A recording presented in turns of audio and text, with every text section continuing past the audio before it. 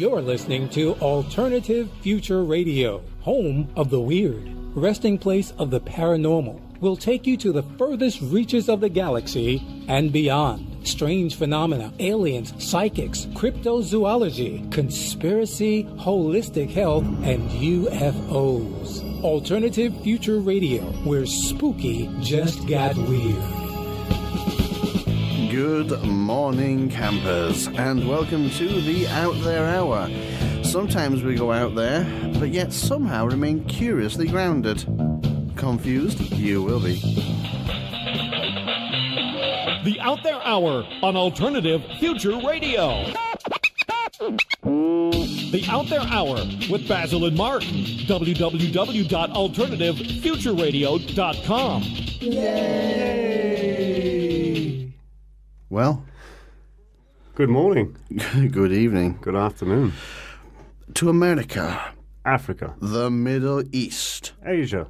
And maybe Australia. Australia, and that little island in the Polynesia Pacific with the red phone box. Yes, that one. I lied, and it's got a post office.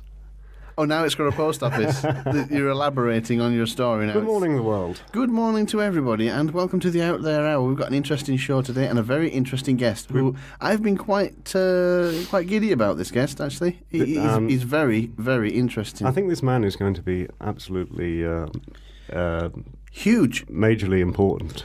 He isn't very well known. No, not at all. But he really should be, because he is someone with not only an alien contact, would you call it abduction? Probably not, more contact. It's contact. Story, which in itself is pretty amazing. From the age of 3, and he has vivid memories of it. But then, as we're hopefully going to discover today, his family connections are all really, really important and very, very interesting. He's got a grandfather and a mother in service of secret services of some description. MI6 and MI5. Yeah. And the story with his mother is that she did a lot of the work at home. Yeah. So you need to listen to this very carefully. Yeah. She left a lot of files lying around. And he read them as a kid. And he read them, and he's telling us about them today. Yeah. What was in those files. He's had he believes at least, an attempt on his life.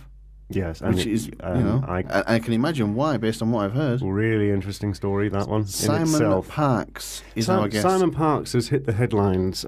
He's from the national papers. Anything from The Guardian to the Huffington Post. Yeah, he's been all over the place, but yet still remains not that well known in that community. He's a local councillor, Labour councillor. In the. Now, this is the beauty. Normally, you would say somebody, oh yeah, he's an alien contactee.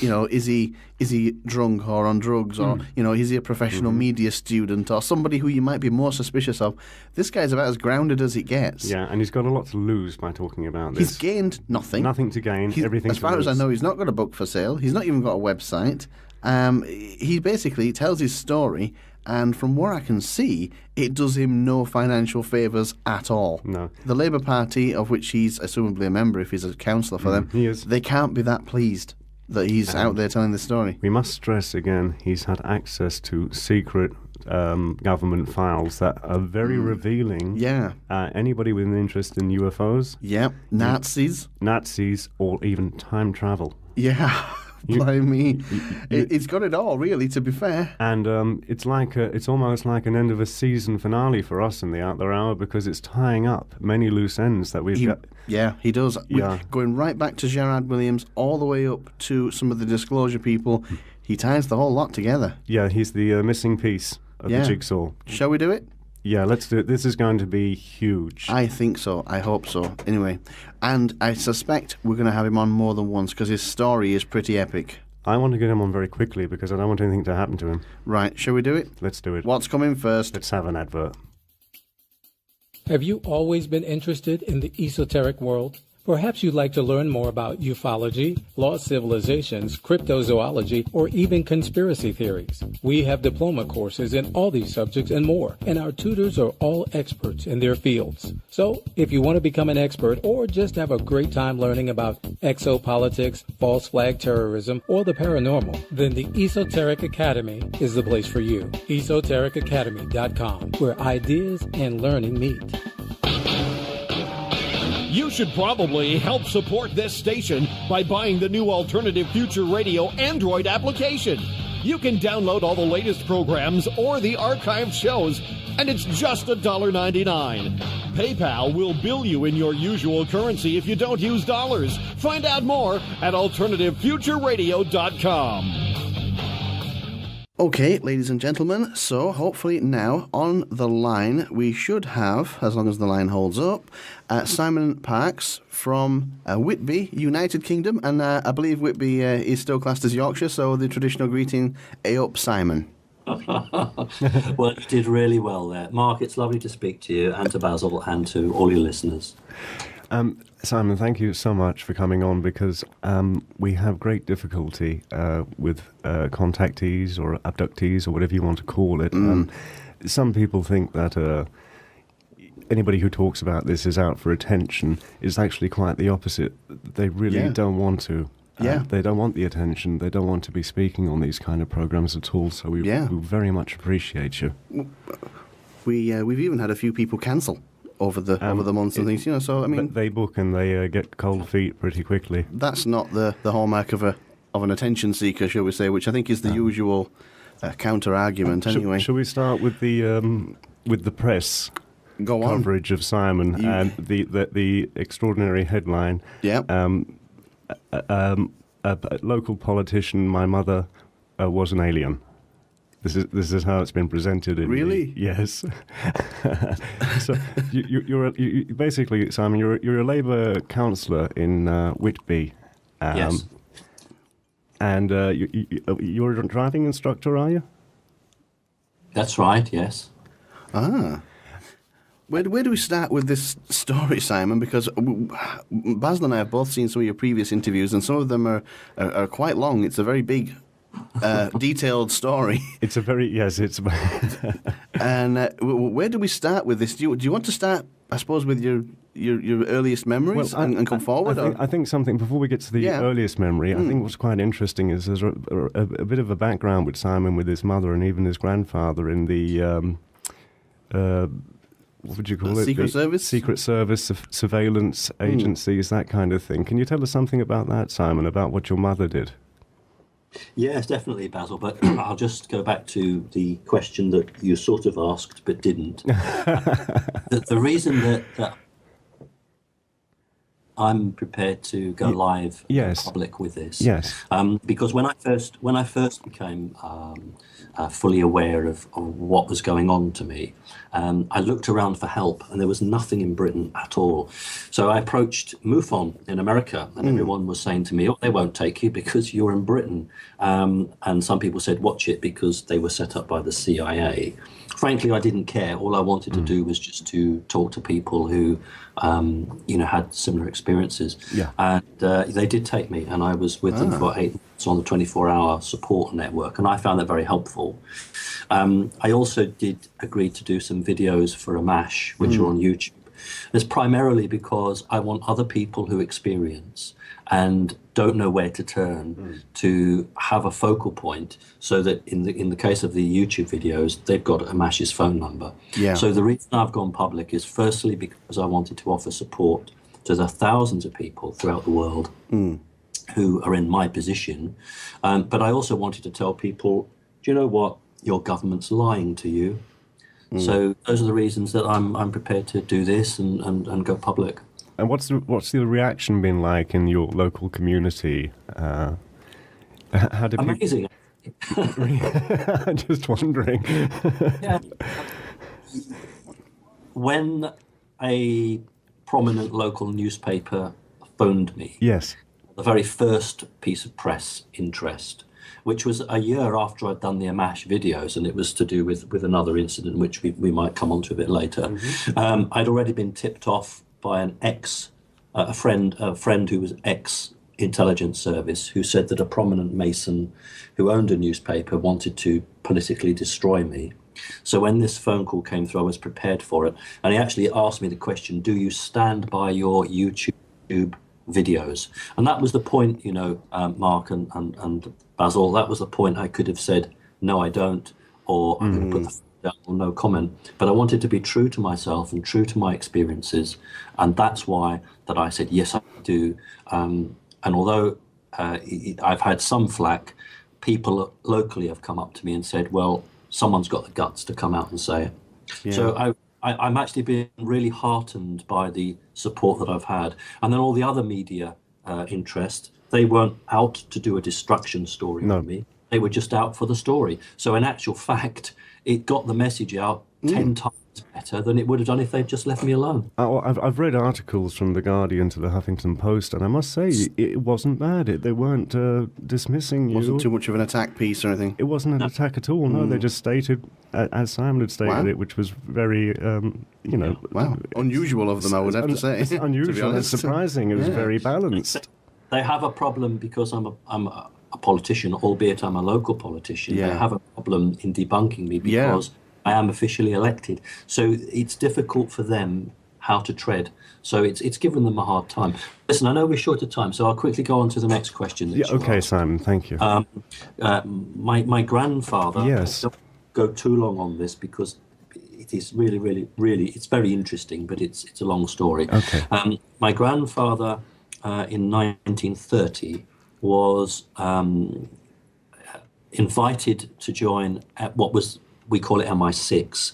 I don't know what it was called back then, but it was the version of the Foreign Security Service. And in the family, we never referred to it as MI6. It was always called as Grandpa's appointment. Also, at the same time, was made a British consul for the embassy in Pondicherry in India. And he was told that because you're a British consul now, you can go all over the world and you can deal with whatever, and no one will ask any questions because you'll have diplomatic immunity. And back in those days, we're talking about the early 1970s, I didn't know what the word Illuminati meant. I do now. And my grandfather told me, well, I'll recount it to you because it's fascinating. Whatever stories you might have heard regarding the then king, and I think we're talking about Edward VIII. Had an affair with Wallis Simpson and wanted to marry her. Well, when I was 21 years of age, my grandfather considered that I was a man, not 18. You had to be 21 with Grandpa. And he banished his wife, and he sat me down for 2 hours, and he told me some very interesting things, which he never repeated. But basically, the Prime Minister of the day didn't feel he had the guts to get rid of the king. So his advisors said to him, why don't you form a jury of 12 good men and true and ask them whether the king should remain or not. And my grandfather was one of the 12 who was chosen, and he was based in India at the time. He got an early message, an early telex, something very early, but not a telegram, but something electronic. And Grandpa said to me that messages in those days had to be kept extremely short because codes could be broken. And the message said, should the king go or stay? And I said to Grandfather, well, what did you send back? And he said, go. And I said, well, what was the vote? And he said, 10 voted that the king had to go, 2 had to stay. So I said, well, Grandpa, why did you come to that view? And he said, because Special Branch, interestingly enough, not the security service, Special Branch had told the British government that Wallis Simpson was not a German agent in the sense of like James Bond, but she was having a love affair with the head of the German mission in London and was passing documents across. And there was an organization called the Golden Circle, which was an affiliation of the very highest in the land. We're talking about landed gentry with senior Nazis, and the plan was to turn the British government over on itself and to allow the landed gentry to take control of Britain with the Daily Mail newspaper, I might add. Yes. This was the plan. That's why Hess actually flew to Scotland, but it was too late by then. But the Special Branch were the ones that had warned the British government, because in 1936 Britain had started rearming. So what was fascinating was that at the time I just thought, oh, my grandfather, what an important man. Well, now for God's sake, I realised that one of the 12 men in the whole world who could say king stayed or goed. So now realise now what an incredibly powerful man he was. He was a Mason, but he bought himself out. He was awarded the OBE, the MBE, the CBE. He was offered a knighthood, which he turned down. They said to him, we can't give you a pension because we don't want to tie you to the British government at all. So what we'll buy you large numbers of stocks and shares. You choose the company. And grandfather, Rolls-Royce engines. So they bought him thousands of pounds worth of stocks and shares in Rolls-Royce engines to keep him sweet. And then they appointed him to the United Nations, and he represented Britain on the cotton industry because he knew a lot about cotton, having been in India. So he was an incredibly powerful man, and his daughter, my mother, ended up working for MI5. I'll take a break there for a minute. Certainly. But, my goodness, it's that's a hell of a story. It sure is. Even despite the main story, that's rather a story in itself. I seem to remember that Edward VIII. There was lots of rumours. I think I've got the right one. He was the one who was believed to be quite Nazi friendly. Yes, wasn't he? Was he extracted from somewhere in Europe by MI5, or was that just a plan they had? I think I saw a film about it, to be honest. Yeah, I think he was in France or somewhere like that, and I think he was sympathetic. Yeah, to them, and they were trying to get him back. You're breaking. Oh, we're breaking up. Oh, we're breaking up. Oh dear. Sorry, can you repeat that? Breaking up a little bit. Yeah, I can still hear you, but it's just breaking up a bit. Yeah. Probably because of the subject matter. Very strange. Considering what we're talking about. I was just saying, Edward VIII was known to be somewhat sympathetic to the Nazi cause. Yes, he was. Yeah. Absolutely. There's no question about that. In fact, when the king abdicated, Special Branch, who were tailing Simpson, thought that she was actually going to make a runner to Germany. Yeah, he was actually in Europe, wasn't he? Meeting with very senior Nazis. I'm not sure if he met Hitler, did he? He did meet Hitler, absolutely, with her as well. Yes, both of them. Yeah, and that was all arranged by Ribbentrop. That was the name that grandfather said. Now, was he extracted from Europe? Was he sort of brought back to England and bundled away somewhere, or did he come back of his own volition? I have a vague recollection of a plot to extract him. I don't know. I can only tell you what my grandfather has told me, and he didn't mention anything about that at all. Yeah. Very interesting. So you were up to the point with your mother, and she was in MI5, I think you said. Yes. Yes. What happened was that she worked in a patent office, and I'm sure you know what a patent office is. Yep. And there was one guy there who was a freelance, and he used to come and go into the office quite a lot. And he was quite well known, and he would come to the house sometimes and talk about work. On one occasion, the doorbell went. This would be in about 1971, so I would be about 11 years old. Mm-hmm. So it's three years before you were born, Mark. Yeah. And the doorbell goes, and I open the door, and it's this guy, Paul, and another guy. And I know it's going to sound really, really cliche, but yes, he was. He was there with a white shirt, a black tie, black sunglasses, black suit. I'd never seen him before, but I knew Paul. So I said, come in and call Mum. And Mum came. He said, hello, Paul. And Paul said, this man wants to talk to you. And the guy looks at my mother and says, get rid of the kid. So Mum says to me, oh, go and play outside. Well, I'm not quite so easily got rid of. So it was we lived in a flat which was divided from a big house, and they were very Victorian. It was about 1890, so it was quite big. There was a bloody great big keyhole in the door, and I just went outside and peeped through the keyhole. And I could see quite clearly, and I could hear quite clearly. And the guy brought out some papers, some documents, and said to my mother, sign these. And my mother said, well, what are they? And the guy said, just sign them. Now, mother was a single parent. She was quite feisty. You had to be back in those days. Otherwise, if you were a single parent, you didn't survive. So she said, no, I'm not signing something that I don't know what it's about. So this went backwards and forwards. And in the end, mother said, well, I'm calling the police. And the man went immediately and sat on the sofa and said, good, because they'll make you sign it. And at that point, my mother, I think, realised that there was something quite serious and out of her depth. So Paul Dunlop, that's his name, because I'll give you that, because he said it wasn't his real name. Paul Dunlop said to my mother, look, for God's sake, Jean, said, you love your country, don't you? Yes. You want to help your country, don't you? Yes.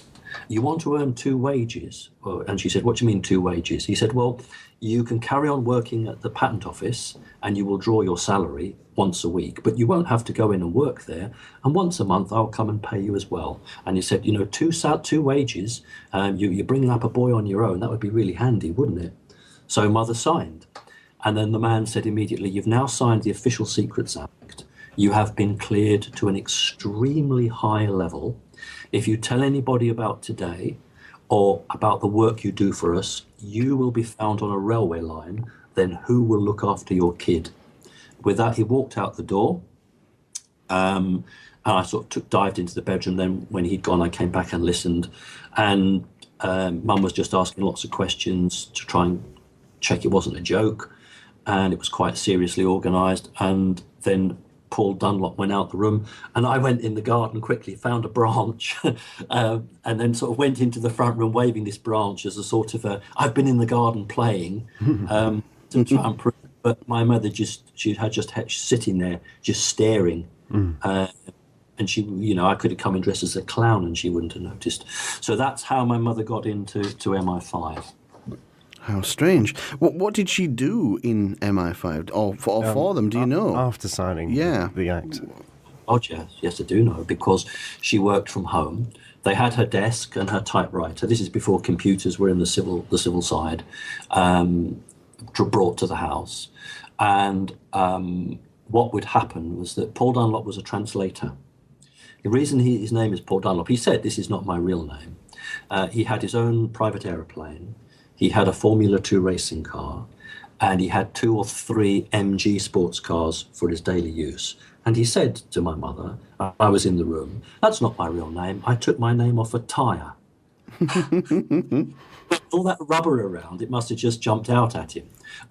The thing that I never really picked up when I was younger, but UFO researchers have since said to me, is they're just absolutely amazed that he and others would come into the flat and hold discussions, and I would never be asked to leave. The only time I was asked to leave was when my mother signed the Official Secrets Act documents. All the other times, as a small boy, I'd be playing with my Scalextrics or my soldiers or on the floor on the carpet. Yeah. And they would just sit there and talk UFO, aliens, Nazi technology, everything in front of me. And every time I would look up, they would look at me and smile. And now, now because people have said to me, don't you think that's odd? And at the time I accepted it. So, okay, what would happen is Dunlop would turn up with German documents. These are or were larger than A4. They were never white. They were cream-coloured. Depending on the importance of the document, they would either have, if they weren't very important, they would have a red seal about the size of a teacup. The bit you drink. Simon, can I just get a time check on that? This is obviously when you were a child, so these are German documents well after World War II. They're supposedly friendly at this stage. Oh, they are. These are what I understand them to be. Operation Paperclip. Lots of German scientists did not want to go to America, wanted to stay in what became West Germany. Yeah. But what people don't know is that they were never managed by the West German government. The Bundesrepublik never managed them. It was MI5 from 1947, maybe even a little bit earlier than that, 46, right through to the 1980s. MI5 managed the German scientists, and the Bundesrepublik, all it was allowed to do was stamp its eagle on all the documents so that they had comfort. They had felt that they'd had the say. But in reality, they and the reason it had to be was because had they gone over to West German citizenship officially, they would have had to be tried for Nazi crimes. They were run by MI5. They were considered for a foreign government and couldn't be tried. So these documents would, if they weren't very important, they would have a red paper seal. It looks like a wax seal, but it was just red paper. And they would have the words confidential in red ink stamped on the top. Then the other ones would have the word secret stamped on the top in red ink. Then there was top secret. Then there was very top secret. And the big buggers of the case, which set everybody's on edge, were in purple ink, extremely top secret. And they are referred to as the purple group. And my mother, who used to swear very frequently, and I won't swear now for you, but every time one of those would come, she would say, "Oh, no, not another purple Fucker." Yeah. And every time we had a purple Fucker that she had to work on at home, there would be a GPO, post office van, would sit outside 24 hours a day watching. So what would happen is that Paul Dunlop would bring these documents, and he would have translated them into English on an old voice tape, an audio tape, which Mother plugged in and played back through headset. And as Paul Dunlop spoke a sentence from German into English, she typed the English. And she did this 7 days a week. Monday to Friday I was at school, but Saturday and Sunday I was at home. And the routine, every lunchtime, my mother would finish typing, leave the document on the table, go into the kitchen, make food. She never ate with me. In all the years that I lived with her, we never ate together. She would never eat with me. So she would come through, she gave me my food, and then she'd go into the kitchen. But what I used to do was go and read the documents. So, and I would hear a footfall coming up the hall, so I knew to stop. So between 1971 and 1979, when I could, I used to read what she typed. And this is the process. And what would happen, every 3:30 every Friday, she would walk to, and the company is called GF Redfern and Co. And it was the Pant office in Brighton on the London Road. They've moved to Worthing now in Sussex. And she would walk across Preston Park. At 3:30, she'd go into the reception, sign her name, get a wage packet, and walk out again. But this is where a contact would walk past her and tell her what day she had to be ready to take the document, because when Paul Dunlop gave her the document, he would cut the ribbon. There was a ribbon that went round it, and he signed it in the top right-hand corner. She then had to sign in the top right-hand corner. It was no longer his responsibility. It was her responsibility. So when she'd finished typing it out into English, a green Jaguar Mark II would pull up outside. She would quickly walk out, and she would pass code words with the driver, not the driver, the front seat passenger. She'd get car. She then would be a copy of the Financial Times on the back seat. She put her document inside the Financial Times. She was driven to Brighton Central Railway Station. She had to get out, and she walked to the London platform. She bought a platform ticket, which I think was 2p back then, and she sit on the first bench. And it was about 2 o'clock, 3 o'clock in the afternoon, so it wasn't rush hour. And then gentleman in a bowler hat, pinstripe suit, red carnation, umbrella, and a copy of the Financial Times under his arm would come along, sit next to her, and they would have code words, and I know what some of them were. Of course, it doesn't matter now because it's old ago. It would be something like, "It's a long way to Littlehampton," and then the reply might be, "Well, it's raining there now." And then what would happen is that he would put his copy of the Financial Times down. She would take a copy and just do a swap. So he would pick the document in, you get straight back on the London train off to London. Now, just to wrap this up, over a period of months, Mother was asking questions of Paul Dunlop and not getting a lot of answers. But the answers that she did get was that, yes, you do work for MI5, but really you're working for the NSA. It's the Americans that run the show, but because we have an agreement with them, MI5 is fronting it. So MI5 fronts it up. But this document goes back to London and to America. And apparently the paperclip scientists in America were absolutely worked off their feet. And when stuff they couldn't cope, then it went to this group of ex-Nazi scientists in West Germany. The documents were everything from all about crash after retrieval. There was never any date when this stuff came down. There was no explanation as to how it was brought down or where it crashed. The documents followed the same format. They were given a piece of technology and they were asked, what is it? How does it work? What application militarily can we make of it? And all these documents followed this rationale. This is how they were laid out. And there was everything from nuclear reactors to energy weapons, to time travel, to loads and loads on computers, miniaturizing, it's all about conductors, semiconductors, superconductors, trying to get computers smaller and smaller and smaller.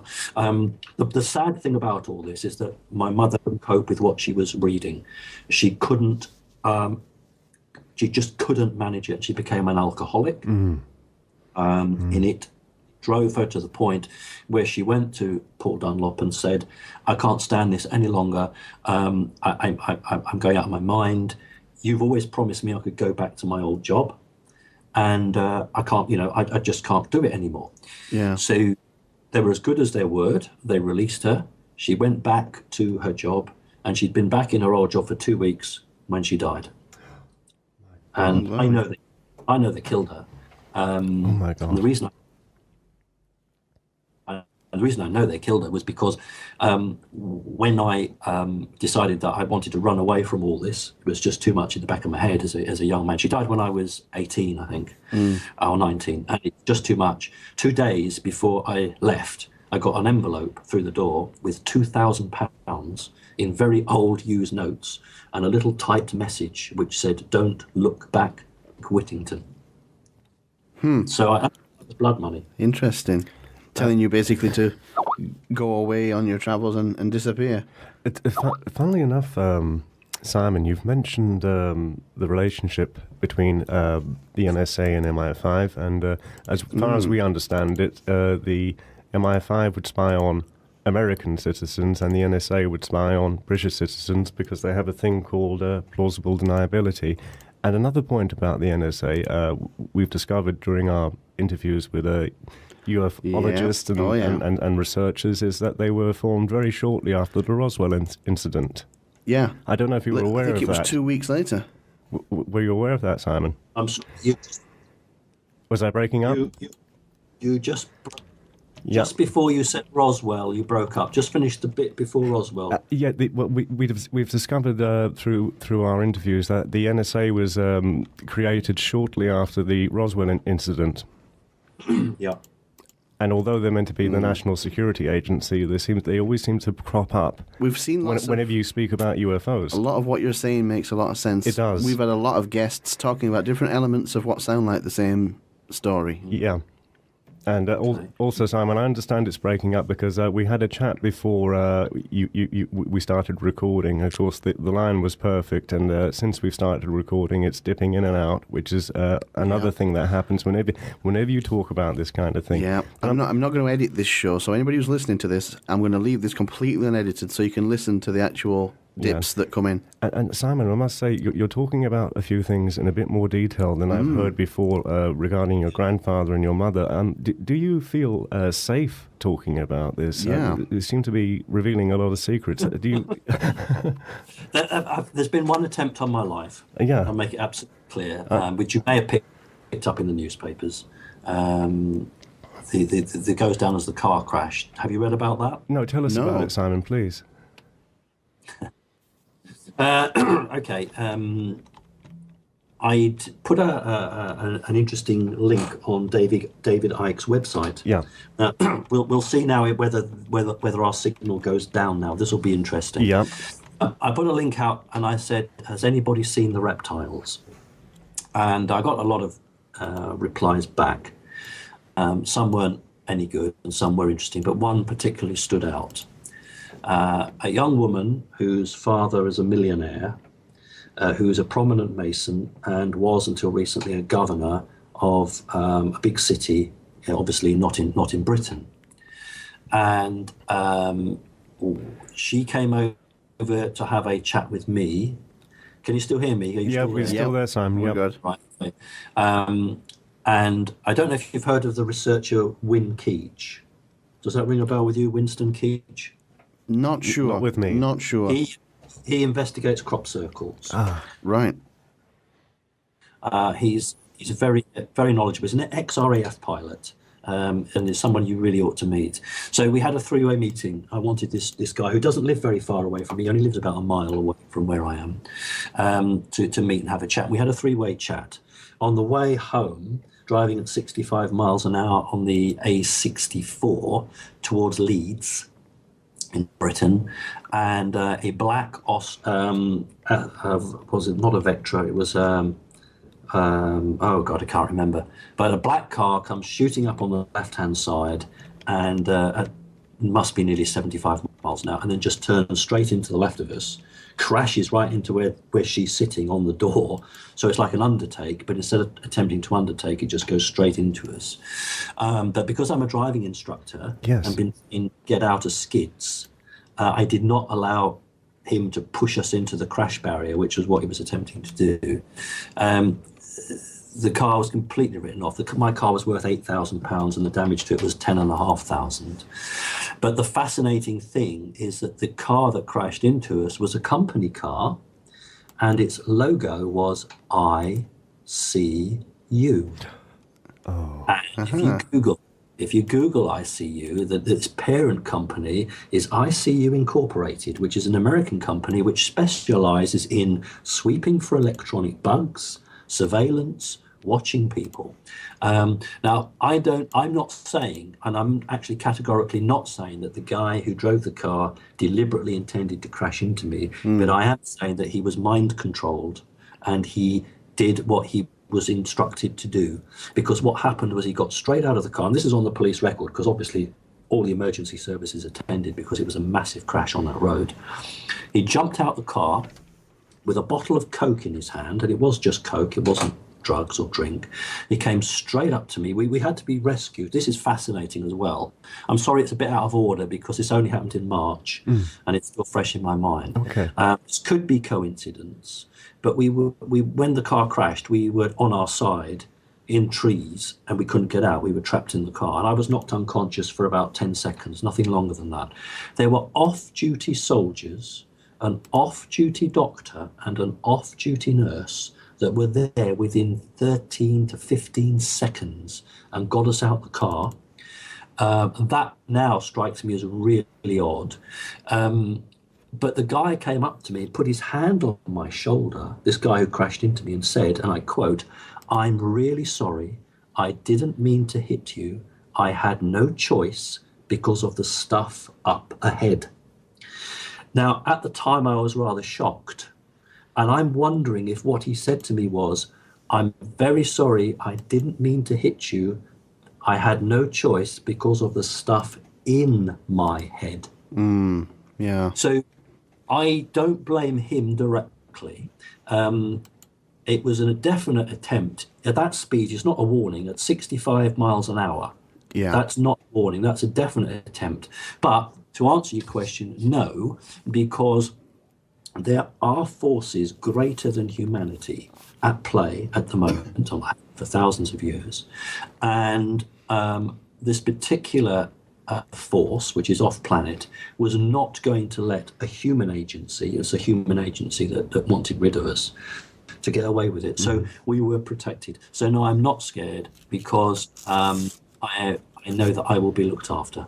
You're going to need the protection by all accounts. I don't know if I should even ask this, Simon, but you know the documents you read as a child during 71, 79, was there anything that struck out in your mind, the secret documents in particular?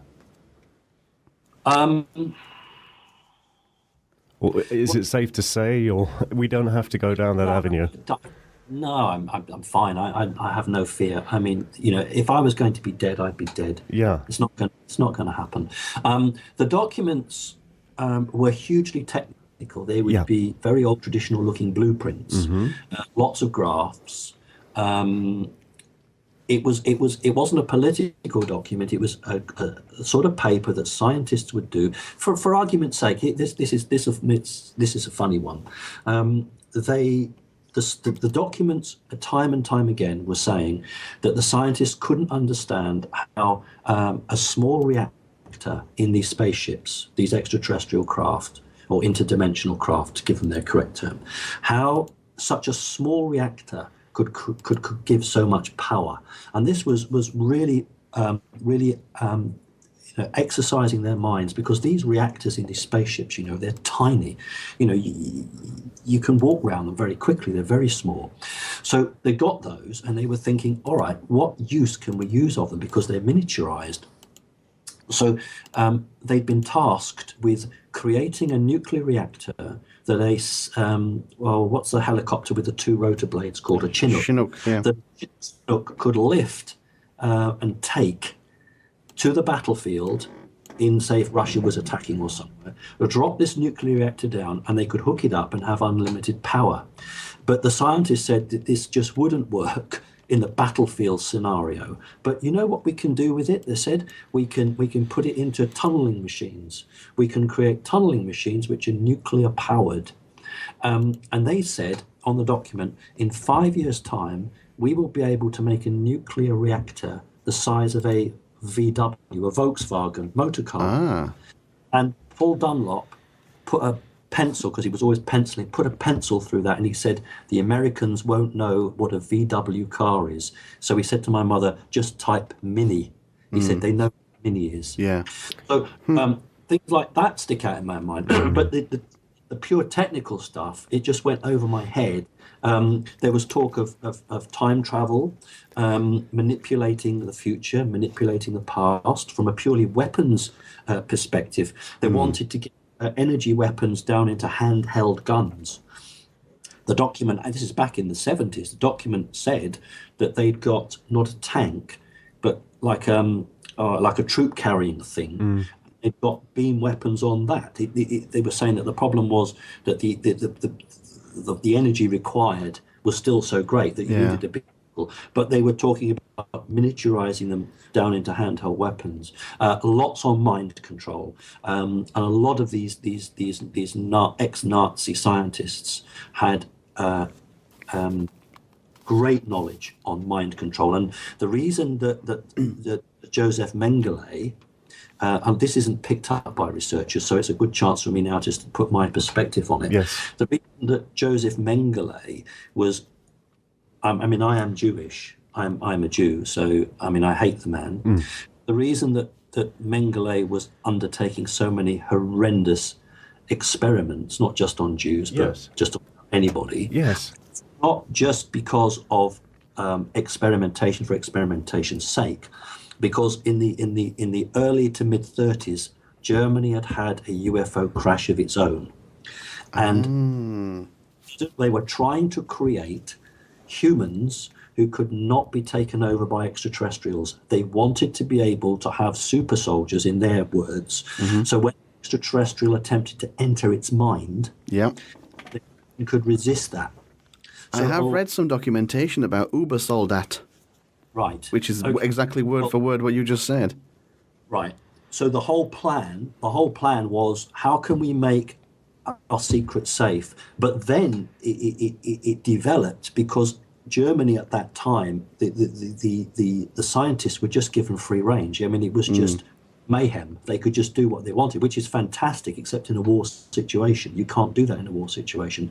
You just need to find something and knock it out in its millions. But the Germans were very esoteric, and they could go and do what they wanted. So people like Mengele got the brief, but then took it and just ran with it. And so, of course, when the Americans overran Germany, and they suddenly realized, oh my God, not just look at the technology, but look what's behind it. That's why they wanted all this, and that's why people like Mengele and all those other bastards were accepted by the Americans and the British, because it was better they fall into our hands than they fall into the communist hands. Simon, I've got 2 questions for you.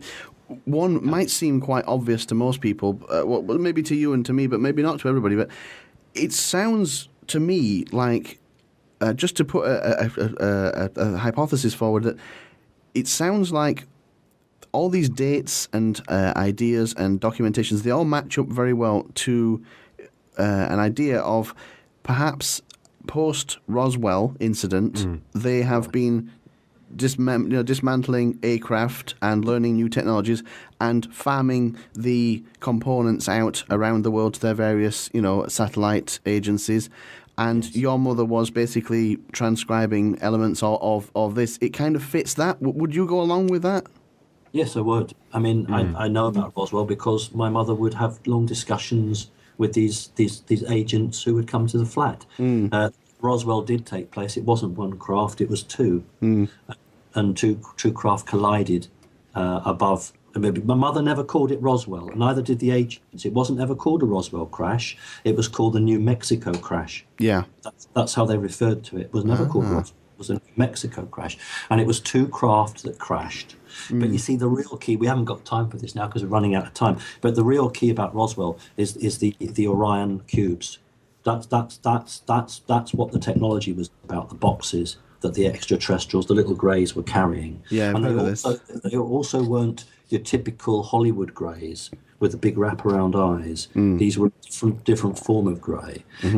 So yes, what the Roswell situation did was jumpstart human technology by about 150 years in the space of about 2 to 3 years. Because my human mother, because we haven't even talked about mine. No.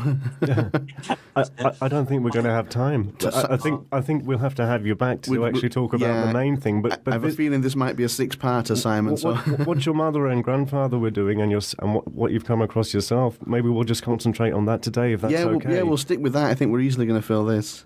Yes, fine. Yeah. So my mother would never have fibre optics in the house because she said they're alien. She said they're not of this earth. Yes. So we used to go past the shop in the 1970s when fibre optic lamps first came out. Yeah. And we would stand there, both of us, glued to it, and she would be fascinated by it. But I'd been into the conversations. I never spoken, but I would overhear the conversation, so I knew exactly what was going on. We would look at these fibre optics. Very, very briefly, if it's of any interest to you and your listeners, Einstein was a brilliant man, but he was wrong. You can go faster than the speed of light. These spacecraft that had crashed and been recovered, they don't have any wires, because if you're in a spacecraft and as you go towards light velocity, the electronic signals that you send down a wire cable don't reach the computer. Don't get there. Yeah. Exactly. So what you have to do is put your encoded signals into pulsed light so that you're already traveling at the speed of light. So it allows the computer then to get its information, but because that information is traveling at light speed, it becomes a super computer and processes much faster. So once the humans understood the nature of the technology they got, this is what caused the American government to bring about the biggest lie that the earth has ever seen, because they were sitting on something that would put the United States at the top of the pile forever.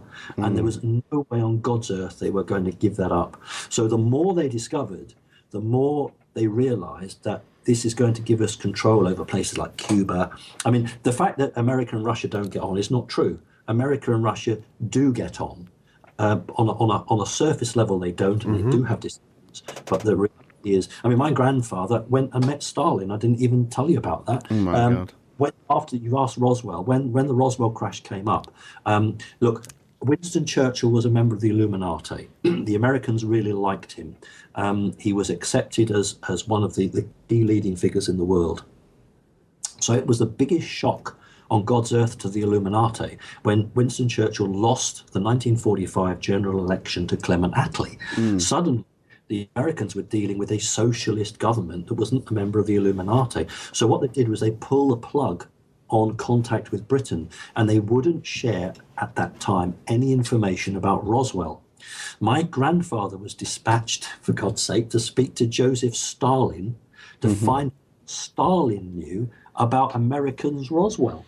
And in 1949, my grandfather met Stalin, and he explained what, and talked.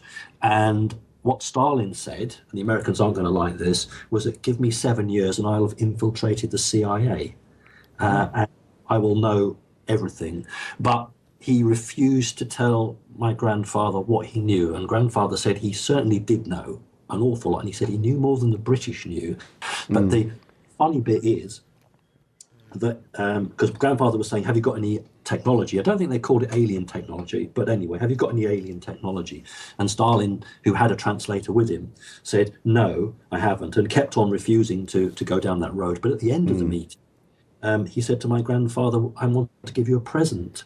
So grandfather said, oh, what is it? And he said, well, we don't have any alien technology to give you, Mr. Marsland. That's my grandfather's name, Marsland. Isn't that funny? Yeah, very odd that. And he said, but I'll give you this. And it was a bracelet that a lady would wear, and it had beautiful cut gems on it. And he said, give it to your mistress, being Russian. And my grandfather said, I'm married. So he said, is it? He said, well, it's Alexandrite. And he said it come from the city which was called Alexandria, named after Princess or Queen Alexandria. And he said that it's the nearest thing to alien technology we've got, because under daylight it's blue, but if you take it under a neon light, it turns green just naturally. I think I've got the colours the right way around, but it changes colour in light. Anyway, he said that belonged to the last Tsarina of Russia, who we murdered. And he said, you can give that away. So my grandfather went all over the place trying to talk about alien technology. But it's interesting that he was dispatched to the Russians because at that time the Americans were not telling the British anything. And that explains also why the TSR-2, the experimental jet aircraft that the British built, which was light years ahead of anything, was stopped. And there was one before that as well. So the Americans have had a very uneasy relationship with Britain, unlike Australia. The Americans and the Australians are the closest allies. Okay, I think that...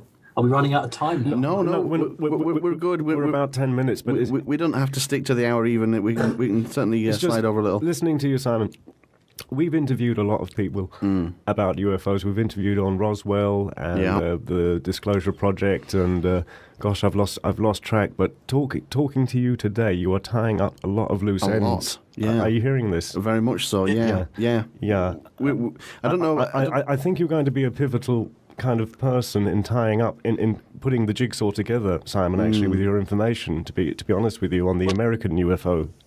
I've seen it, you see. I mean, I was in for what, 7, 8, 9 years in a household that was just living, breathing espionage. Yeah. My mother asked her handler, because that's what Paul Dunlop was, her handler, why me? Because she went through, all humans go through a phase, don't they? And it was like, why me? Why have you asked me? And his answer to her made her just not faint, but she just collapsed on the sofa. He said to her, you're the only person in Britain who can do this. How odd. She thought, my God, because she thought, well, we've lived in Brighton, which is 52 miles south of London. She thought, my God, there must be somebody in London who could do this. And he said, no, you're the only person in Britain who can do this. You've been chosen to do this work. And it was the weight of the responsibility.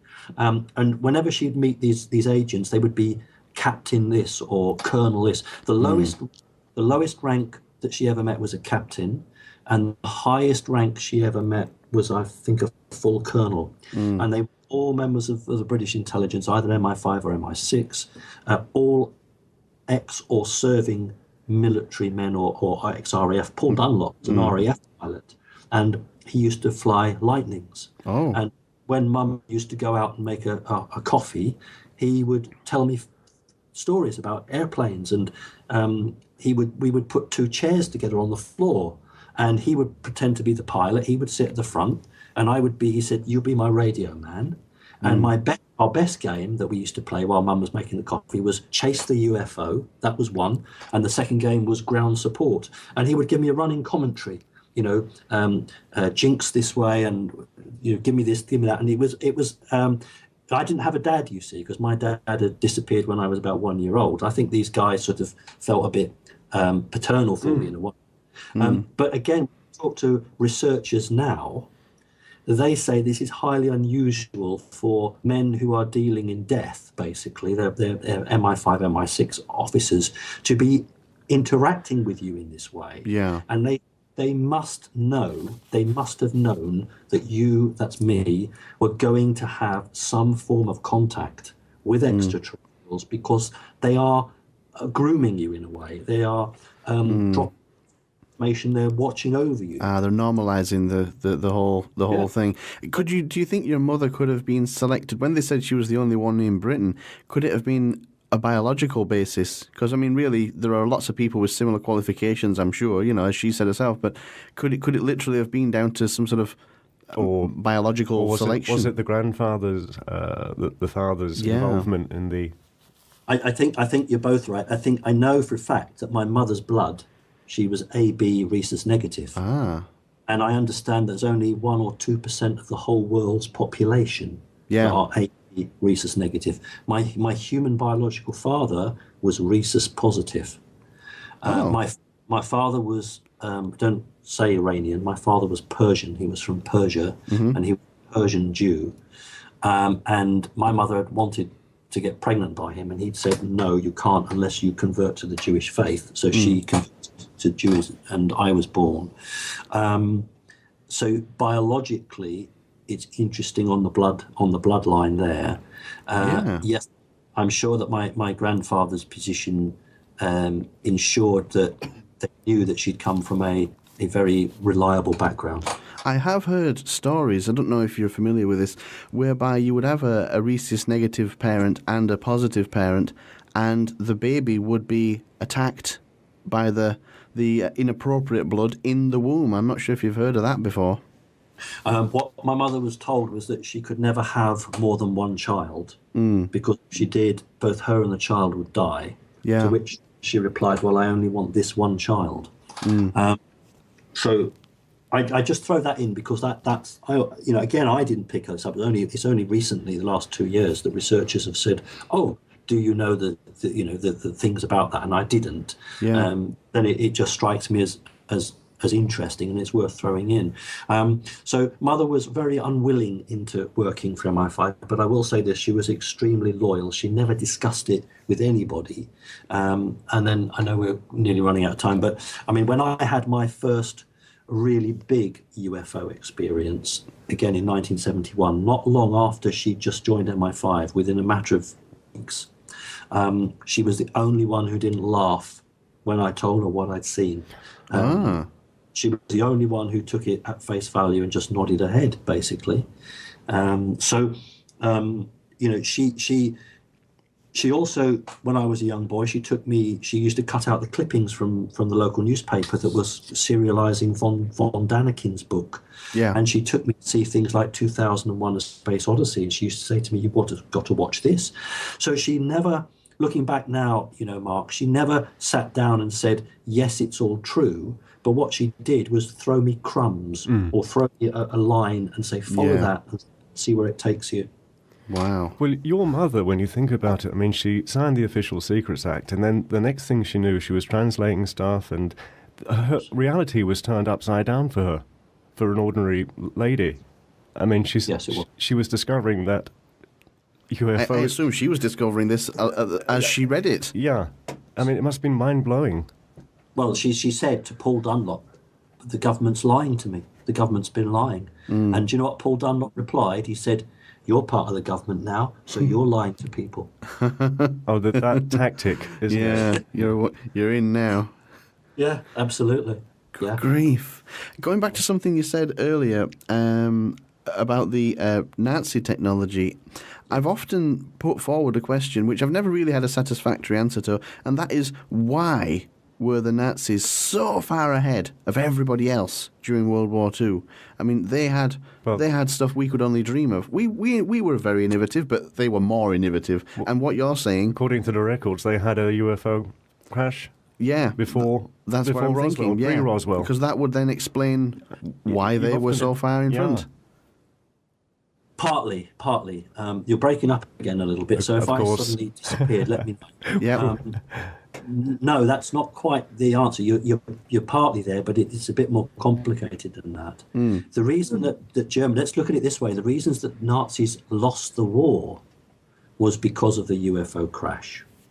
Now I'm going to explain that. When the UFO crashed in Germany, they spent all their time not on the nuclear reactor, which had they done that, they would have been well ahead. But they wanted to know about the Vril They wanted to know about what made that thing fly without an engine. So two things they went down the road of. One was trying to miniaturize circuits because they had a very rudimentary grasp, and they half created the transistor, half created it, but they didn't really understand what the hell they were doing, and they didn't go down the American route, because the Americans had their own crash, and that's where their bomb came from, the understanding of that, because they just looked at the reactor from their own crash craft. So the Americans looked at that. But what people don't realize, and again, this is only what I've overheard in conversations, so it could be wrong, couldn't it? Yeah. But Americans were able to refine, I always get confused with uranium and plutonium, but they were able to refine the stuff they needed to make the bomb explode. But they didn't have the technology to create the electronic trigger mechanism. Right.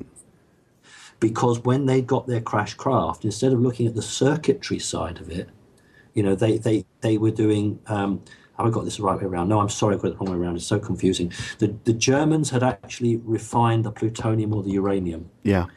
But they couldn't explode it. The Americans had got something. And so what happened, from what Paul Dunlop said, was that a German submarine on its way to Iceland was intercepted by an American force, and instead of being depth charged and sunk, the crew surrendered. But inside the submarine was like uranium or plutonium. I can't remember which one it was now, but it was with that.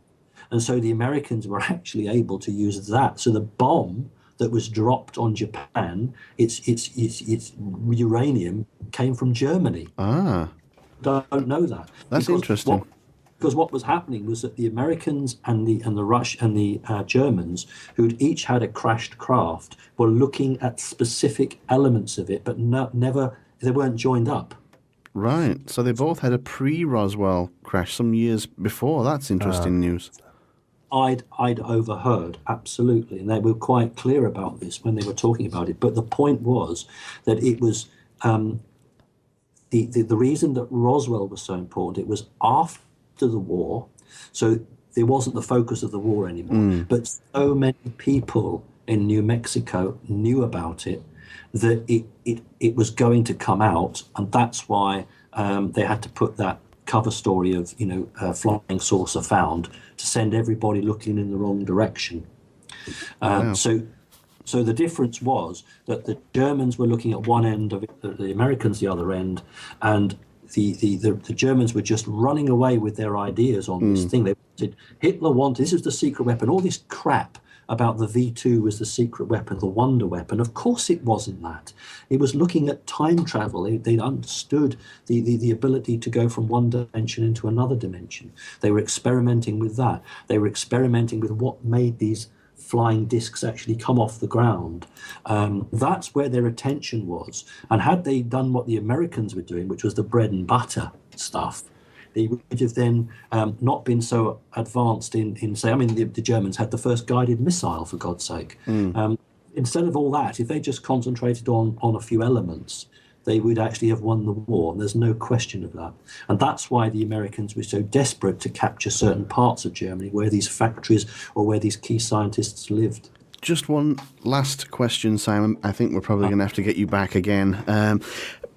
Do you think that the fact that these two nations, who both have, let's say, imperialistic tendencies, managed to get hold of some alien technology, gave them a hell of a boost in technology terms, could that have even been the catalyst for World War II? Could that have even been... Because all of a sudden, they're able to do things they couldn't do before. Could that even have been the cause? Adolf Hitler was always going to have a war. That was preordained. That was always going to happen. But you're sort of there. Let's put it this way: the odds were balanced up. The odds were evened out. Yeah. So you see, if nobody, alien or human, wants this Earth destroyed. That's not what it's about. They don't want the Earth destroyed. And had Hitler run away unbridled, he would have, he would have actually been a hindrance to them. So they evened it up. They gave some technology to America and even the balance. Certainly, yeah. Simon, I think what we ought to do is, by the way, you have been, when we speak to anybody in the UK, the technology is fine. We never have a break-up. We never have a dip. It's always very clear. You've been breaking up all the way along. We're going to post it up the way it is. Yeah, we'll put it up live. It's only been very mild, but it's been there. And I think we probably want to get this bit of information up on iTunes as quickly as possible before anything happens to it. We'll have to call it a day there. We haven't even got on to the subject that you came on to talk to us about. I know, isn't that terrible? I want to talk about reptilians, and I want to talk about mantids and the feline species and little greys. Oh well. Simon, what we're going to do is we're going to call this part 1, and we'll have a word with you when we've finished, and we'll get maybe another time off you, and we'll try and get this done sooner rather than later, and we'll get them all done. Actually, Simon, I think it was pretty important to get that bit out there, because I haven't heard this from you before, and I think it's pretty vital stuff. That's fine. I mean, I'm self-employed, so if you want to sort of pull up another interview very quickly, I can do that. Yeah, I think we will. Definitely, yeah. Because maybe next week or something like that. But I think it was good to get that out of the way, because it explains a lot about you as a man. And it's worth talking about. It is worth talking about. The background alone is it, and it also ties up a lot of other bits of research and stories you hear. It does, very much so. That's what more so than most people would realise. You're a big piece of the jigsaw, Simon. That's all I can say. Okay, Simon, are you going to the Exopolitics conference? Did I hear that you were talking there? February. In February? I've been asked to talk. Yeah. Brilliant. Okay. Well, wherever that is, I imagine it's going to be well worth it because it's been Liverpool. Yeah. It's the Liverpool one, but for next year. That's going to be a hell of an event for anybody to attend, because I don't know how much time they're going to give you, but it's going to be well worth it.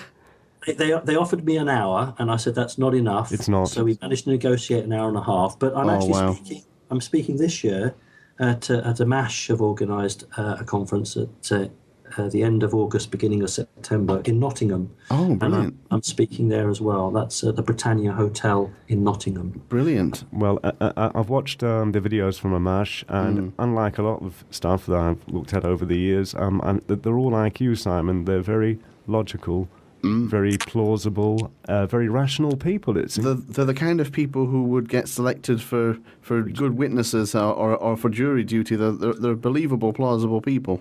Yeah, that's it resonates with me when I listen to you. Okay, you're breaking up. Simon, thank you for coming on. Let's wrap it up and get this put away safely and up on iTunes before anything happens to it. Thank you so much. Thanks for coming on, Simon. Okay. And let's do it again as soon as we can. Yeah, I'm up for it, so whenever you want, just give me a shout. Oh, superb. Thanks so much, Simon. Thanks a million. Okay. Thanks take care. Bye-bye. Thanks, Simon. You look after yourself. Bye-bye. Wow. Groundbreaking. Yeah. I must admit, I have listened to some of Simon's interviews before, and I know he has a lot of detail. And this is the thing, Mark. But I must admit, the ones I've all heard about, they've been talking about his UFO/alien experiences. Yeah. That I've not heard before. No, me neither. I just wonder, should we get this up very quickly? Maybe put it ahead. We might well do that. I don't want anything to happen to it because there's stuff in there that needs to get out. Yeah.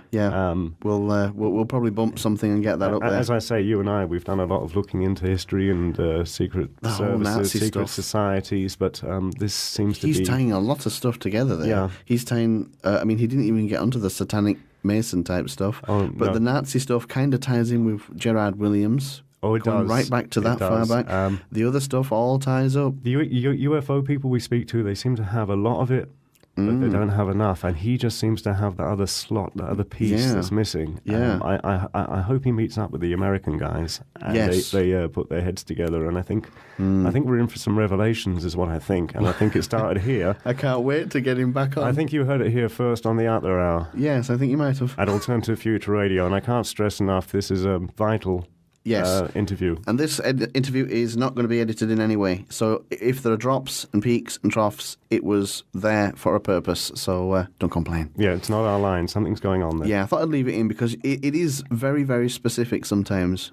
literally, when we were talking to Nick Redfern and to Aaron Hansen, it was literally down to the sentence. I think even Mac Maloney, the author on Wartime UFOs, I think even he dropped here and there. Yeah, very strange. And he's been talking about his line. He's written 40 science fiction books, the first factual book on UFOs. Now he's suddenly having line problems. Very strange. Landlines as well, not mobiles, but landlines, which are pretty bomb-proof.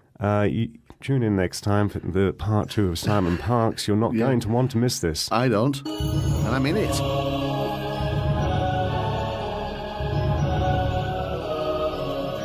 You're listening to Alternative Future Radio, home of the weird, resting place of the paranormal. We'll take you to the furthest reaches of the galaxy and beyond. Strange phenomena, aliens, psychics, cryptozoology, conspiracy, holistic health, and UFOs. Alternative Future Radio, where spooky just got weird.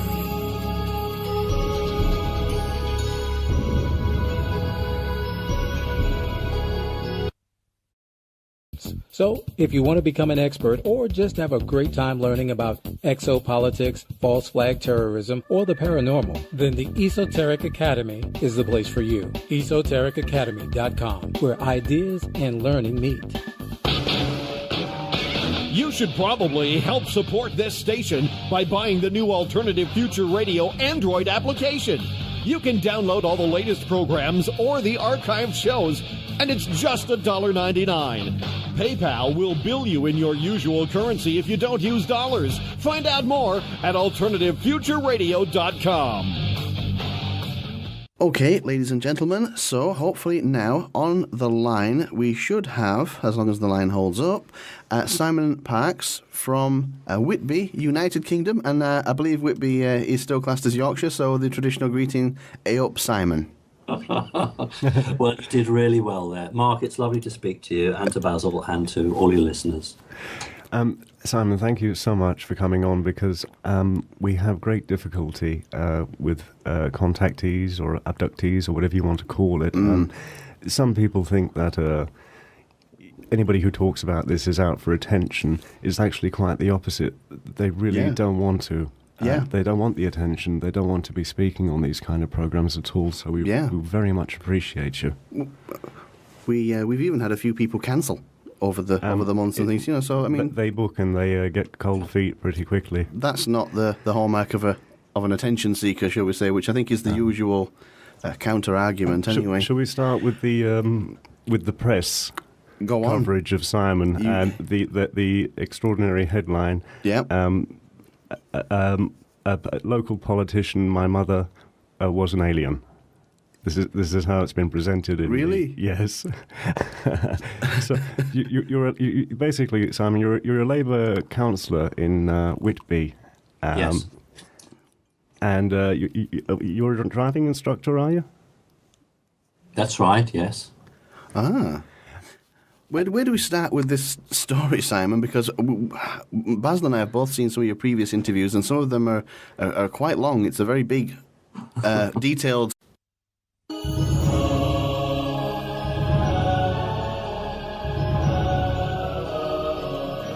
You're listening to Alternative Future Radio, home of the weird, resting place of the paranormal. We'll take you to the furthest reaches of the galaxy and beyond. Strange phenomena, aliens, psychics, cryptozoology, conspiracy, holistic health, and UFOs. Alternative Future Radio, where spooky just got weird. Good morning, campers, and welcome to the Out There Hour. Sometimes we go out there, but yet somehow remain curiously grounded. Confused? You will be. The Out There Hour on Alternative Future Radio. The Out There Hour with Basil and Mark. www.alternativefutureradio.com. Yay! Well, good morning. Good evening. Good afternoon. To America. Africa. The Middle East. Asia. And maybe Australia.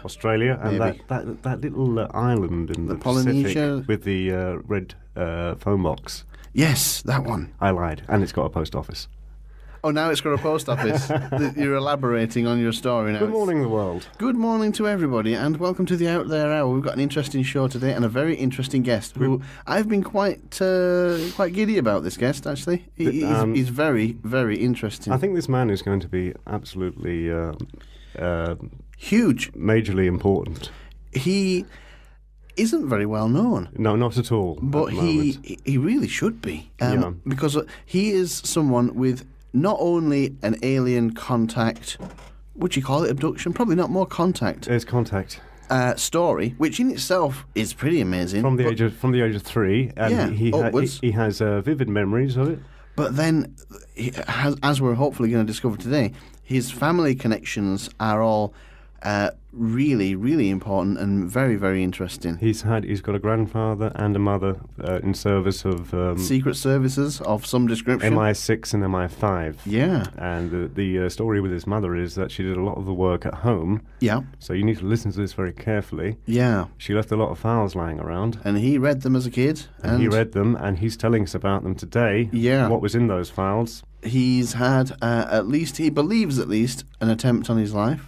Yes, which is, I can imagine why, based on what I've heard. Really interesting story, that one. Simon Parkes is our guest. Simon Parkes has hit the headlines. He's from the national papers. Anything from The Guardian to the Huffington Post. Yeah, he's been all over the place, but yet still remains not that well known in that community. He's a local councillor, Labour councillor.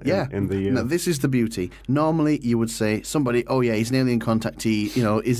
Is he drunk or on drugs, or is he a professional media student, or somebody who you might be more suspicious of? This guy's about as grounded as it gets. Yeah, and he's got a lot to lose by talking about this. He's gained nothing. Nothing to gain, everything to lose. As far as I know, he's not got a book for sale. He's not even got a website.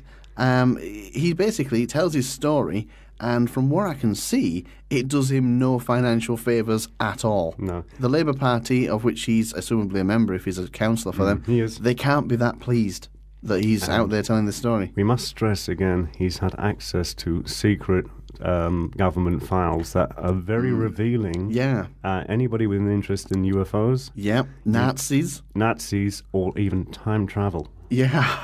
Blimey. It's got it all, really, to be fair. And it's almost like an end of a season finale for us in the Out There Hour, because it's tying up many loose ends that we've got. Yeah, he does.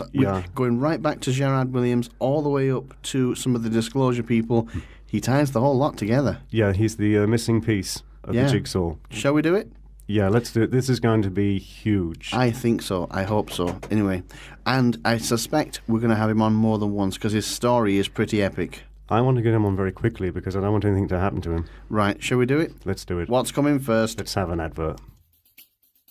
Have you always been interested in the esoteric world? Perhaps you'd like to learn more about ufology, lost civilizations, cryptozoology, or even conspiracy theories. We have diploma courses in all these subjects and more, and our tutors are all experts in their field. Story. It's a very, yes, it's...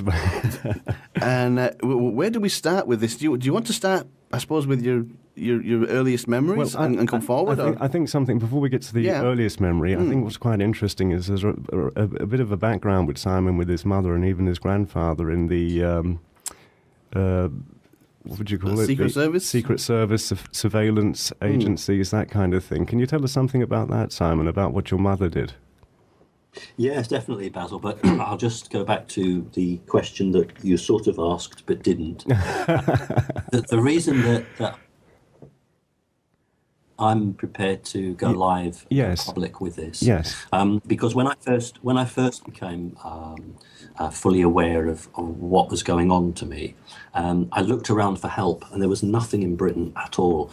So I approached MUFON in America, and everyone was saying to me, "Oh, they won't take you because you're in Britain." And some people said, "Watch it," because they were set up by the CIA. Frankly, I didn't care. All I wanted to do was just to talk to people who, had similar experiences. Yeah. And they did take me, and I was with them for 8 months on the 24-hour support network, and I found that very helpful.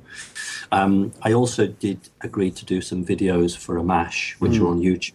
It's primarily because I want other people who experience and don't know where to turn to have a focal point, so that in the case of the YouTube videos, they've got Amash's phone number. Yeah. So the reason I've gone public is firstly because I wanted to offer support to the thousands of people throughout the world who are in my position. But I also wanted to tell people, do you know what? Your government's lying to you. So those are the reasons that I'm prepared to do this and go public. And what's the reaction been like in your local community? How did Amazing. I'm just wondering. Yeah. When a prominent local newspaper phoned me, yes, the very first piece of press interest, which was a year after I'd done the Amash videos, and it was to do with another incident, which we might come on to a bit later. I'd already been tipped off by a friend who was ex-intelligence service, who said that a prominent Mason who owned a newspaper wanted to politically destroy me. So when this phone call came through, I was prepared for it. And he actually asked me the question, do you stand by your YouTube videos? And that was the point, Mark and Basil, that was the point I could have said, no, I don't, or I could put the phone down or no comment. But I wanted to be true to myself and true to my experiences. And that's why that I said, yes, I do. And although I've had some flack, people locally have come up to me and said, well, someone's got the guts to come out and say it. Yeah. So I'm actually been really heartened by the support that I've had. And then all the other media interest, they weren't out to do a destruction story with me. They were just out for the story. So in actual fact, it got the message out 10 times better than it would have done if they'd just left me alone. I've read articles from The Guardian to the Huffington Post, and I must say it wasn't bad. They weren't dismissing you. It wasn't too much of an attack piece or anything. It wasn't an attack at all, no. They just stated, as Simon had stated it, which was very, Wow, unusual of them, I would have to say. It's unusual and surprising. It was very balanced. They have a problem because I'm a politician, albeit I'm a local politician. Yeah. They have a problem in debunking me because I am officially elected. So it's difficult for them how to tread. So it's given them a hard time. Listen, I know we're short of time, so I'll quickly go on to the next question. Okay, Simon, thank you. My grandfather, yes. I don't go too long on this because it is really, really, really, it's very interesting, but it's a long story. Okay. My grandfather in 1930 was invited to join at what was, we call it MI6. I don't know what it was called back then, but it was the version of the Foreign Security Service. And in the family, we never referred to it as MI6. It was always called as Grandpa's appointment. Also, at the same time, was made a British consul for the embassy in Pondicherry in India. He was told that because you're a British consul now, you can go all over the world and you can deal with whatever, and no one will ask any questions because you'll have